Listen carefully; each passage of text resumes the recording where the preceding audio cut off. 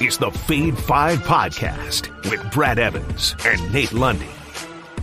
Place your bets in Jackal Nuts. Brad the Big Noise Evans here. The good sir, Nathaniel Lundy. Did you say Jackal Nuts? I did, Jackal Nuts. That's a new one. That's a new one. I like it. I like it. We're shaking things up here on the Fade 5. We got Jack Wagons, we got Jackasses, now we have Jackal Nuts. Yeah. That's you know what, Brad? That actually sounds like a snack you could buy at Trader Joe's. Extra salty and delicious. Trust me on that. This is the Fade the Noise podcast. It is, of course, a hashtag Tequila Thursday, and we are presented by Suavecito Tequila. Ultra smooth, ultra delicious. Serve it neat. I keep it in the freezer so it's ice cold when you do so. You get those vanilla nodes there at the end. It is fantastic.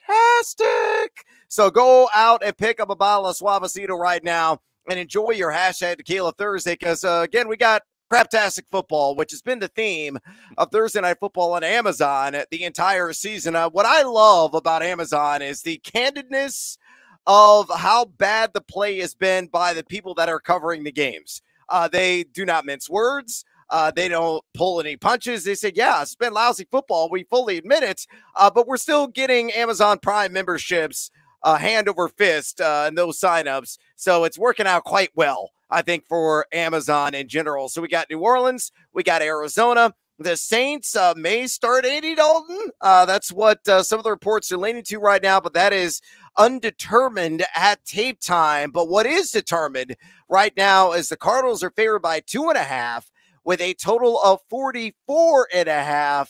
Lundy, are we going to witness another low-scoring affair in what has become a regular on Thursday Night Football? Well, and that's the problem, is that every single week you sit back and you go, okay, they can't keep hitting the unders, right? Like they can't keep doing it over and over again. Now this one, I mean, Brad, for a Thursday night game, an over-under of 40, of 44, 43. I mean, I'm in shock because I feel like some of the most recent ones could actually be, 35.5. 36.5. Like, I feel like we're getting a gift for the fact that this is actually all the way up into the 40s. Give me Zona 23-17. Oh my God. It's like you just are looking at my sheet of paper every single week, and I have to. Real quick, full disclosure, as we sit here on a hashtag Tequila Thursday with our friends from Suavecito, when you build the show, okay? Yeah. So folks, we're pulling back the curtain here. Pay no attention to that man. Brad puts together the show, obviously, and then my job is to either agree or disagree, to fade or follow his picks. That's what we do here on the pod. Brad, as we get ready to do today's pod, I have no idea what your picks are because when I sat down to do the pod this morning, I actually have not looked. Normally I do. Today is truly I am going in completely blind to what we're going to be talking about here on the pod this morning. I decided, based on how my primetime picks have gone lately, this was a conscious decision by me to just be surprised by whatever it was you were going to do this morning as we tape this podcast. So I have no idea what the 5 picks are, no clue, because that's how bad my primetime picks have been, that I've just decided I'm going true gut feel on everything you do today. So are you saying that I've screwed up your total by saying 23-17? Well, I'm just going to $1 you, Bob Barker, and I'm going to say 22-17. Saints in this one. I'm going to the underdog. You're going Saints. So are you seeing a Taysom Hill fest on Thursday Night Football? That could be a little preview of what could be some of the action coming up in the Fade 5. Ooh, very nice. 22-7. I want so desperately for this game to hit the over. And in truth, now, Brad, if we see some turnovers in this game, which we could very easily see some turnovers in this game. I think these are two really sloppy offenses.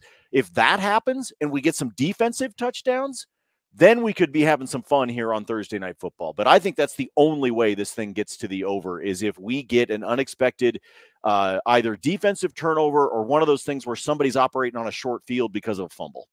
Well, currently at BetMGM, 70% of the handle on the home team, the Arizona Cardinals, with 55% of the handle on the over, though the line on the total is trending in the opposite direction. With that put to rest, let's get after it with another edition of the Fade 5. Number 5.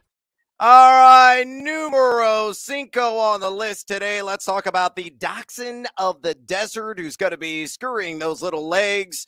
But will he be working out the arm? Will he be nickel and diming the defense to death, which is usually his modus operandi? I say no. And I know this total has been kind of all over the map the last 48 hours. I saw it as high as 247.5. I saw as low as 243.5. It's closer to the high of 246.5 pass yards, and I'm taking the under on that at minus 115 at BetMGM. Kyler has gone over this 3 times and has been under this 3 times, but he's your bottom of the barrel in ADOT right now. That's average at the target. You lose Hilo to Brown. Yes, you get DeAndre Hopkins back. You just acquired Robbie Anderson from Carolina, but Robbie Anderson's going to be on a very, very limited snap ceiling tonight. Probably maybe going to see 15 or 10 snaps as he's learning the offense.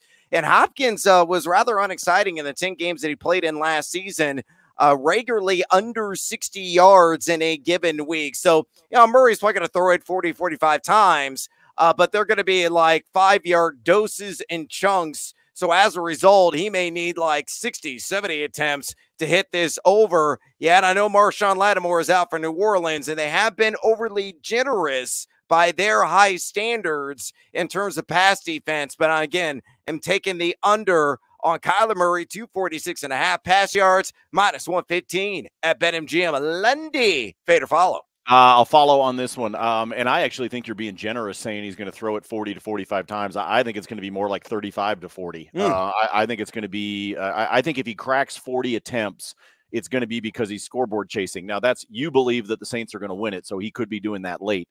I think that the home team's going to win here, but I think he's going to be in the 35 to 40, maybe 42 attempts range. But you're right. He does a lot of dink and dunk. It's just what he does. Now, will DeAndre Hopkins change that? A little bit. You might be able to stretch the field just a touch. But other than that, I think he's dumping this thing off. I don't know how he gets up to 246.5. This number started higher, if I remember correctly. Yeah. And has actually been creeping down a little bit. It's come down by 2 or 3 yards. But I still think you're going to be on the under with this one. I just don't see enough, 15 air yards. He just, that's not what he's doing. He's, as you pointed out, his average depth of target sucks. So with this kind of a number, I'll play the under with you. I think this is a smart play. He may get the yards, but they're going to be in little tiny pieces. Kagan, forget about it. Call him the pea shooter. Number 4. All right, let's go on the other side of the ball here and talk about a wide receiver for the New Orleans Saints, and they've had a bevy of injuries. Michael Thomas is going to be out in this game. Jarvis Landry, again, missing some time. They got Chris Olave back, and he is a clear-cut number 1, but who's going to be the number 2? Is it going to be Traquan Smith or this individual, Marquez Callaway? And we've seen significant line movement here, Lundy, on this prop. It opened at 27.5 receiving yards. It is now spiked to 33.5. And I say take the value on the under here on that 33.5 receiving yards. Pull this one from FanDuel Sportsbook at minus 115. Why am I fading Callaway? Well, Andy Dalton is likely going to be the starter under center for the New Orleans Saints. Jameis Winston may be active in an emergency capacity like he was last week. But you look at the matchup individually for Callaway, he's going to see a lot of Byron Murphy in coverage. And Murphy in this Arizona secondary has actually played outstandingly well. He's seen 229 snaps, and he has given up just 9.3 yards per catch. I think one of the underrated areas of this Arizona team is their pass defense. And in what I feel is going to be a low-scoring game, points are not going to be plentiful. I think Callaway, I may get like 2 or 3 catches, but I don't see him getting to 34 yards. So give me the under on 33.5 receiving yards, minus 115 at FanDuel. Lundy, fade or follow? I told you I'm flying blind today. Fade. I say he gets to give me, hold on, let me carry the one. I was told there would be no math. Give me 4 catches for 38. That's where I'm going with this one. 4 catches for 38 yards. I think he actually gets a decent chunk, but you're right. Here's your big predictor. We know it's Olave, and then you have to try to guess who is going to be right behind him. And you really don't know. I am going to place my guess. I'm going to place my bet. I'm going to fade you on this one. I think he gets up to about 38 yards. Had this held, had we jumped on this right at the beginning of the week, I would have loved it at the 27. Take the over in that one because I think he gets north of it. Now I think we're getting into some dangerous territory. I see why you want to fade Callaway. Take the under now that it's climbed up, but I say it's not high enough yet. I will fade you. I say he goes over. Joe Horn, Marquez Callaway, somebody come out of retirement for this New Orleans team. I'm saying fade Callaway. Number 3. All right, sticking with the Saints, I'm going to fly the fleur-de-lis and take the over at plus money, plus 125 on this wager at BetMGM on 4.5 receptions on that over. This seems like a really generous juice, and it's universal across all the books. They're all plus money. And I think the number is spot on. It's going to be either 4 or 5 catches for Callaway here in the end, but I'm getting seduced by that juice, Lundy, because you look at what Kamara's done this season, 20.8 routes run per game. So he's been very active as a pass-catching running back. So active, he has seen the 3rd highest target percentage share of any rusher in the league. He's got 26 targets in total. He's only had 11 of those with Jameis Winston. And if it is Andy Dalton at the controls, that's great news for the over on this prop because Dalton loves to check down. He feels very comfortable in that capacity. He's averaging 4.3 receptions per game as Kamara, RB 12 and yards per route run. Hey, look at Arizona. They're giving up 3.5 receptions to RBs. That's it. And only 1 rusher has gone over this. But it's a player that is similarly skilled in Christian McCaffrey, who had 9 receptions earlier this season. So at plus 125, fade or follow my over on Alvin Kamara, 4.5 catches at BetMGM. Well, here's the thing. I think he's practically automatic, Brad, for 4. And so at this point, I believe what you're looking at from a betting standpoint is it worth my plus odds for looking for that 5th, looking for that one that gets me up over and takes me to the hook. I think at plus 125 it is. If this were even money, if this were plus 100, I don't know that I would do it. But I think you're actually getting enough of an edge here, just enough to be able to say, all right, I will roll the dice at a plus 125 that he gets to number 5 by the end of the game. You talked about the 26 targets. 15 of those have come in the last 2 games. Yeah. So in terms of his targets, they've just been ticking up. You're exactly right. You're looking at Andy Dalton as a guy that will check it down to him. And great comparison there with Run CMC in terms of what McCaffrey was able to do and what Kamara should be able to do against this Arizona squad. So at plus 125 at BetMGM, I think you take this one just because of the plus juice.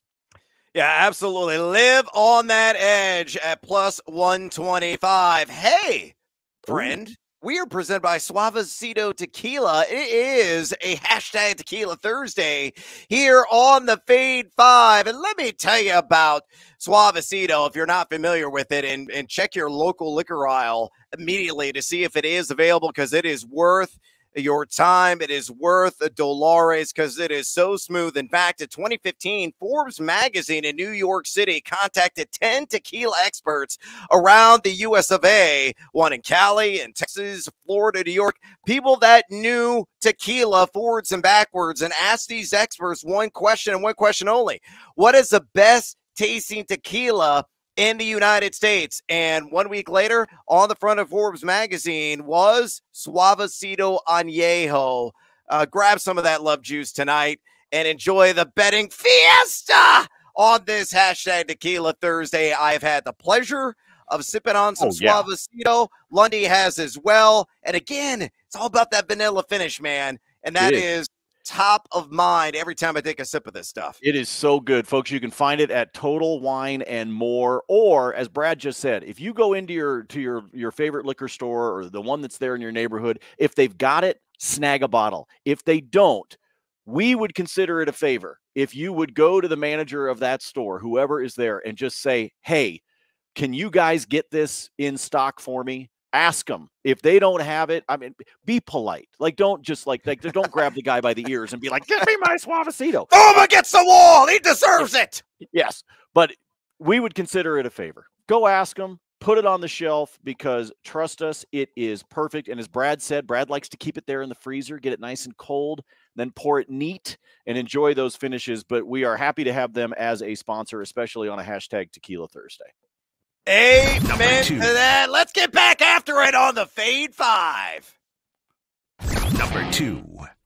All right, numero dos. Let's live in the land of SGP, or at BetMGM, it's called OGP. And are you with me on this one, Lundy? A little two-legger. Again, we have to go full Calvin Ridley on this when we're putting together parlays. I got DeAndre Hopkins, 45-plus receiving yards. And I'm going to slap that together with the, again, surefire number 1, the New Orleans Saints, rookie Chris Olave, 50-plus receiving yards. And to get that a plus money. Plus 105, and I put this together right now at DraftKings Sportsbook. And look at D-Hop and his return.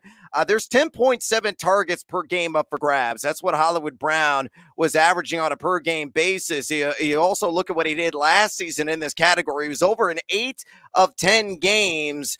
And a guy that saw a pretty hefty air yards percentage share, 37.7% last year. He's going to get Roby in coverage, who's been terrific for the New Orleans Saints, giving up just a 45.7 catch rate. But again, it's all about the volume. It's going to be cranked to 11 for D-Hop, and I think he'll get to at least 45 yards through the air in this one. Meanwhile, for Olave, guy is really a front runner, him and Breece Hall, for Offensive Rookie of the Year. Dameon Pierce also in that conversation, but 8.4 targets per game. Number 1 in total air yards among all eligible wide receivers in the league. Number 2 in ADOT at 18.0 flat. He has been over this in 4 of 5 games, and Arizona has given up 6 performances of 50 or more yards to the wide receiver position. So pull it all together. D-Hop, 45-plus receiving yards. Chris Olave, 50-plus receiving yards, plus 105 at DraftKings. Lundy, fade or follow? Nice and easy. Two-legger. This one's an easy one for me. I'll follow on this one. I like putting together these receiving yards. I love the alt lines. You can do them with rush yards. You can do them with passing yards. Those of you that have not jumped into the pool with the SGP/OGP, throw on your swim trunks, put on some goggles, and dive in with us, because this is a fun way to be able to cash some tickets. And look, especially in these primetime games, Brad, we've seen some ugly football. So sometimes you need these alt lines to help yourself out so that you're not dealing with the hook at the end of the day. So I like this one a lot. I think this is nice and simple. Like we said, it doesn't have to be sexy.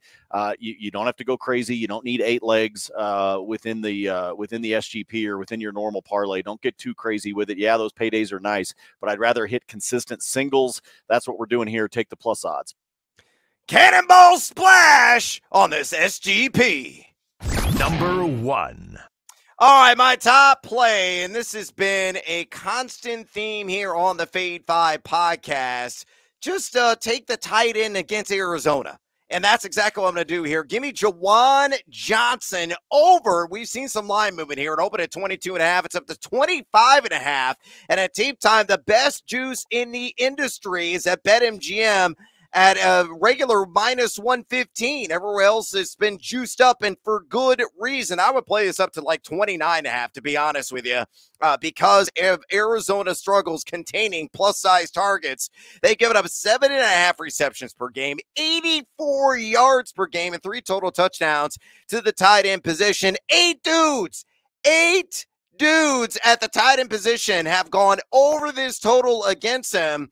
And you look at Juwan Johnson, he's been over in 4 of 6 games. He's averaging a suitable 23.3 routes per game, and he is number 5 in average depth of target at 9.9 at the tight end position. So all the evidence points in one direction and one direction only.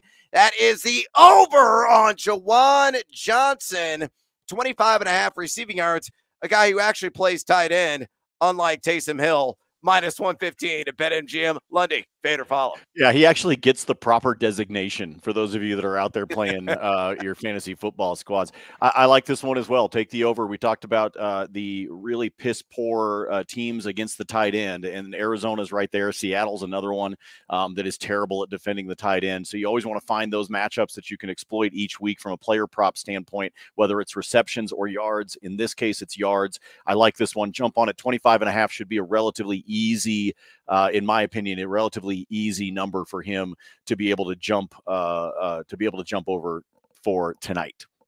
All right, Lenny, we got a confluence of sports right now. The NBA is underway, the NHL is underway, and you've been making some moolah in the hockey game, I know, and I should be tailing in all those picks. We got college football action tonight. So much to choose from. It's a buffet of betting goodness, which means it's bonus time. What else you got on your slate this evening? Well, first of all, confluence, that's fancy words. Don't use fancy words on the podcast. Just because you're this great writer and you've got all these words, stop using fancy words. You really throw me off. It becomes very frustrating for me. I can't handle it. Give me two more props in the Thursday night game tonight, Brad. We're going to lay a little bit of juice on these, but I do really like it. Kyler Murray to throw a pick. That one sits at DraftKings at a -125. I know he can scurry. I know he can get himself out of trouble. But both of these teams are dealing with injuries on the offensive line. So I think even though you may not see the best pass pressure, there could be just enough to bait him into making a mistake. So at DraftKings right now, that one is a -125 for Kyler to throw in interception. Then this one, you got to dig a little bit to be able to find. If you're on DK, you find it underneath game props. A lot of the different sites have things like this. But Brad, I'm going to lay the juice at -130 for the largest lead by either team to be under 14.5. With the way we've seen these primetime games go, with as low scoring as we've seen them be, I don't see anybody getting to above a 2-touchdown lead. So let's say Arizona comes out at home, boom, hits DeAndre Hopkins for like a 65-yarder to the house, right? Then they turn around and they get a turnover. Okay, well, now they're up by 14. And the over-under on largest lead is 14.5.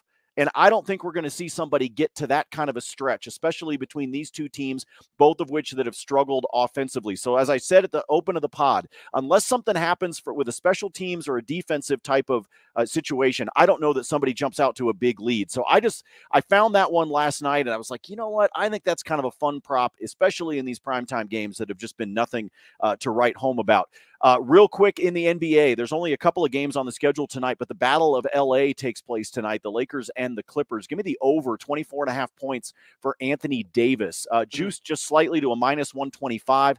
He sits at 24.5. I'm going to play the over in that one. He had 27 in the opener against Golden State, and I could see a similar type performance tonight as they take on the Clippers. Then you brought up the play on the ice. I shared these stats on Twitter. If you're not following me, please do, at Nate Lundy, because I share the picks, and it's just like Brad, I've got a spreadsheet with my picks up there as well. On Saturday, Brad, there were 14 National Hockey League games. You and I have talked before about the gift, which is the goal in the first 10 minutes of a game, okay?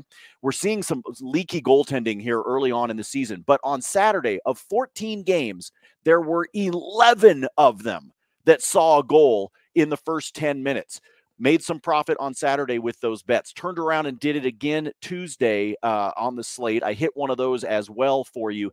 Then last night, Brad, all three games. It was a light schedule, but all three of them had a goal in the first 10. And yes, I parlayed those together. And by the way, thanks DraftKings, because they gave us all a boost for that. I had people hitting me up on Twitter that they took advantage of that. So for tonight, give me a goal in the first 10 between Anaheim and Boston, and between Vancouver and the Minnesota Wild. If you put both of those together, it's +144. And that is how, just quick education, folks, that's how I like to play the goals in the first 10, because a lot of times they are juiced up. So these two, for example, sit at a minus 175, minus 180, right in that range, but you slap them together and you wind up with a plus 144 by the time you are done. So pay attention, especially here early in the hockey season, because we are seeing a lot of goals happen. In fact, one of the games over the course of the last 48 hours, there was not one goal in the first 10. There were 3. Wow.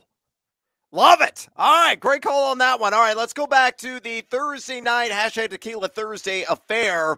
I got a little two-legger, same-game parlay, put this together at DraftKings. Give me Kyler Murray, 30-plus rushing yards, which he has done in 5 of his first 6 games. Give me Taysom Hill, 25-plus rushing yards, and you slap those two together, plus 145. I mentioned Kyler's recency bias playing into this.